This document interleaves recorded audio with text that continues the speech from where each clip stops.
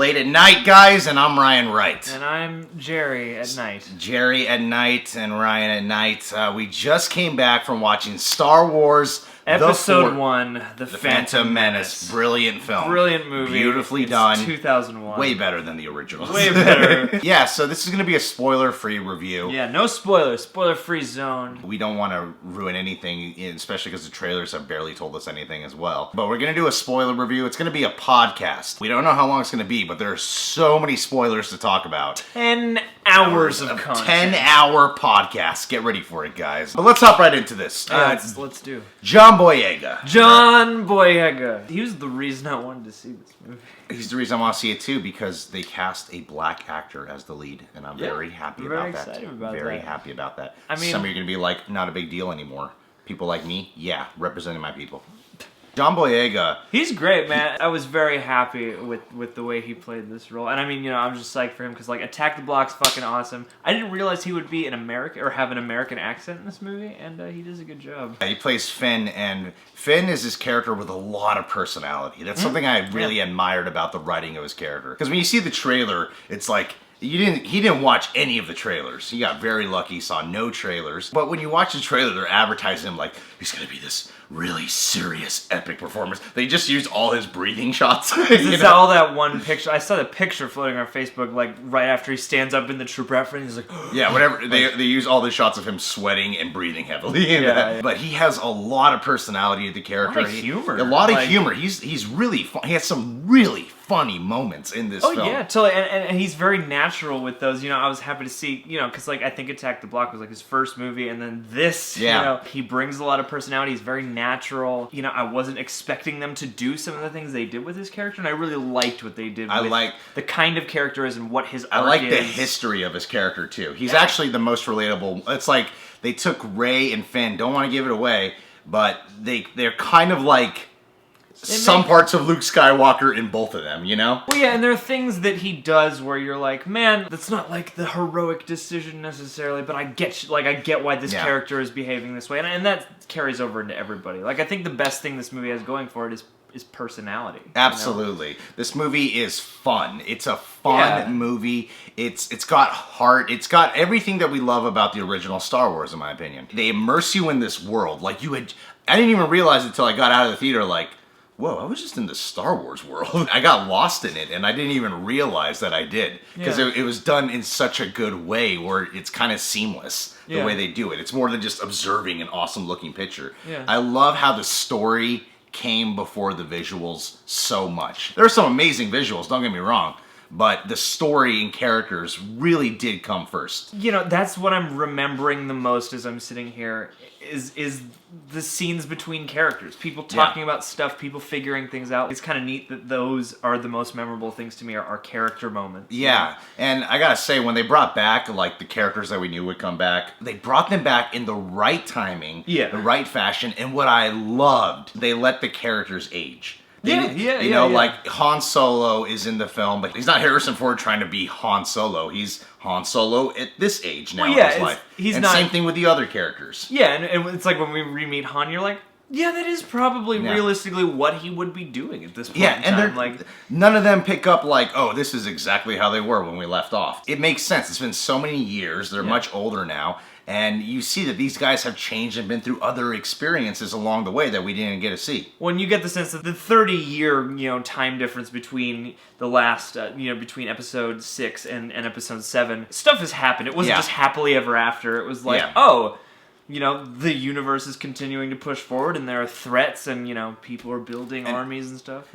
And Harrison Ford is great. It felt more Harrison Fordy than Han Solo to me, but regardless, it's like, well, Han Solo's pretty much Harrison Ford. So yeah, he's really charming Harrison Ford. And that was the thing, is when he showed up, I was like, because Harrison Ford seems like the kind of guy who will occasionally do stuff for the check. He's pretty open about that, and so I was like, oh, good. Like, it seems like you really do want to be here. I just love it that they made him a full character. It wasn't like, cool cameo from Harrison Ford. Yeah. It wasn't like, look, we put him in the movie. It's like, oh no, he's a part of the story. I like how they made his character grow from just the starting point. But you can there's a point to having him in this movie. There's a lot more experience in Han Solo than before, and there's a more sympathy too. He's not just like I don't give a fuck about anyone. Yeah. Like, he has that attitude every now and again, but you could tell he's a lot more caring this time around. Yeah, he's Han Solo 30 years after, the events we saw before, and he's not there for fan service. He's there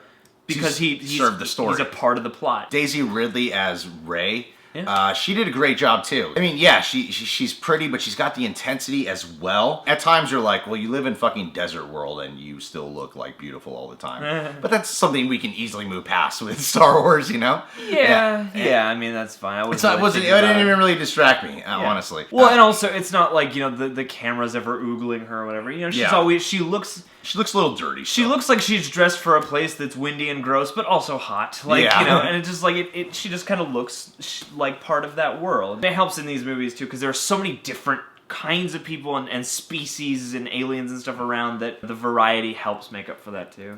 I gotta say, though, when it comes to her performance, I thought she gave this 2 facial expressions way too often, which was either, like, a variation of that.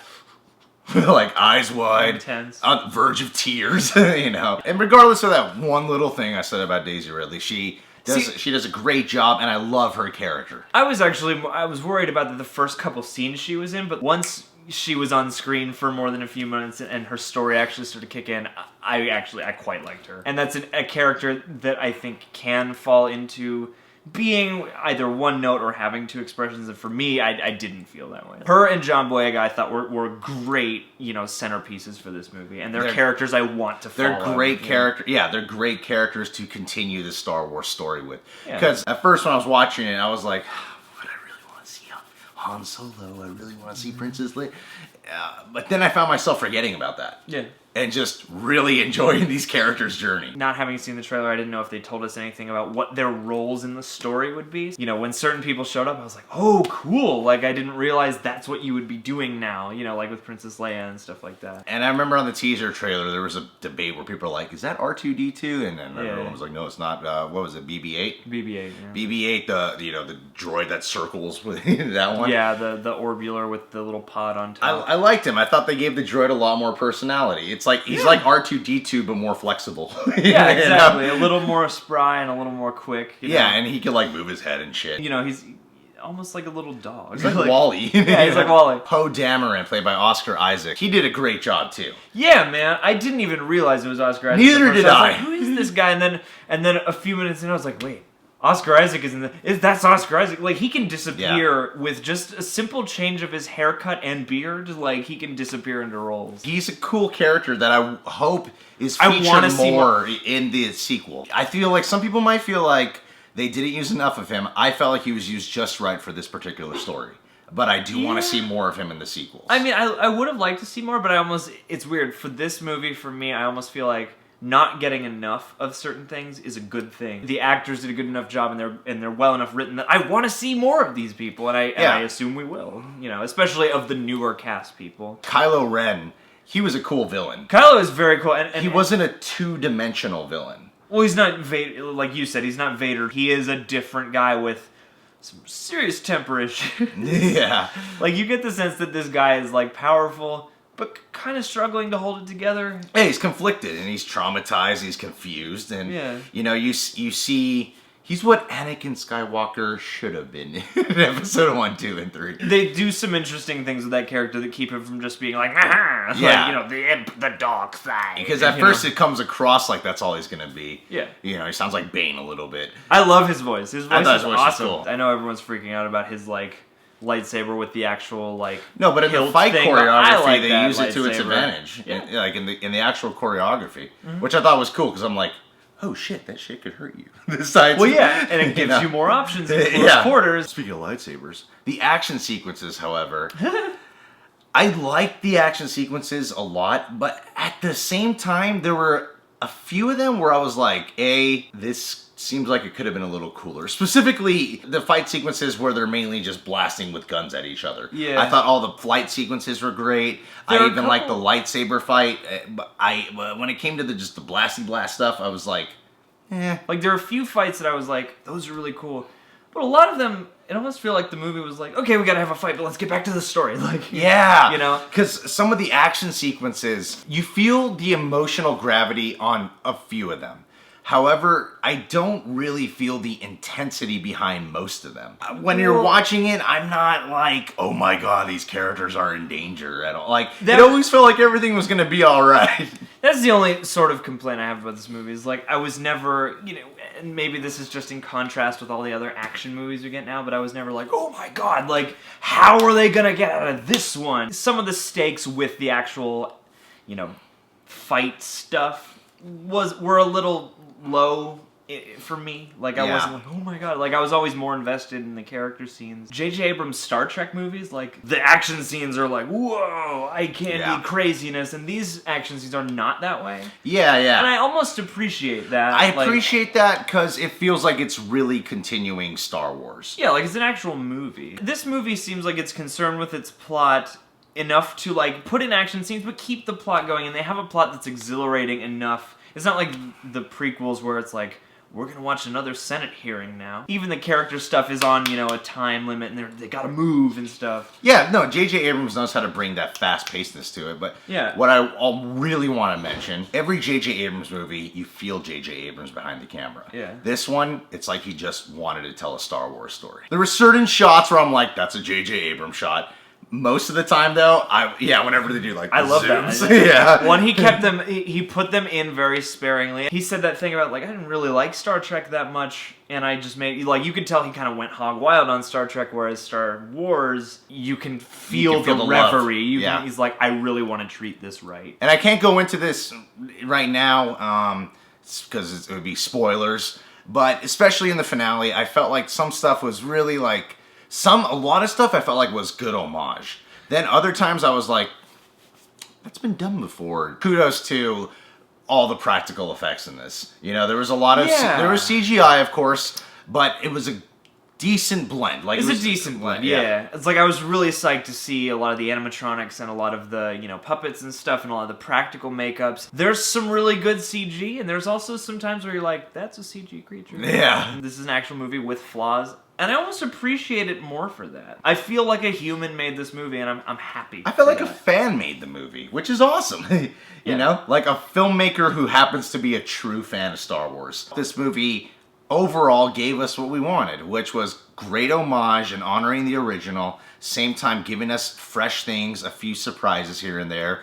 And spacing the surprises out really nicely. And just really continuing this story. Telling a new trilogy that seems likely to happen in the Star Wars universe. It's not like, we really don't fucking need this, you know? Well, and it gives you a lot to look forward to, because there are people who appear in this movie who you get the sense will appear much more in later movies and stuff. Yeah, you know, talking about it, I love this movie. I think it's great. It feels genuine, and I appreciate that. Well, guys, can't understand a review without a rating system, right? Oh, still? 5 out of 5 Chewbacca's. Chewbacca's. Yeah, they're Jewish Chewbacca's. Sure, why not? Anyway, guys, if you're new to the channel, subscribe today, become a reject. Reasons to Jerry, Dank, Stubs, hosted by Jerry on this channel. That's right. Spoiler review coming out hopefully by Sunday. Hopefully. It's going to be a podcast, so keep your ears out for that. 95 minutes long. Yeah, and thumbnail time.